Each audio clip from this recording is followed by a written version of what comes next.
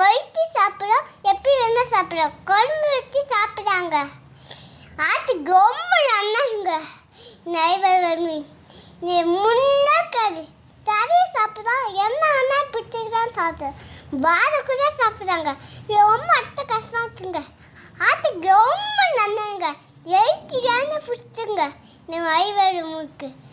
அதோட நிறைய மீன் இருக்குங்க. அது பார்த்து விட்டோன்னே நிறைய மீன் போகிறாங்க. அட்டை கஷ்டமாக இருக்குங்க. நம்ம மக்கள் தான் வாங்கி போகிறாங்க. நம்ம மக்கள் வாங்கி போகிறாங்க. உண்மையாவங்க மாவிடா ரொம்ப அட்டை கஷ்டமாக இருக்கு. வேளாண் மீன் சூப்பராக இருக்கு.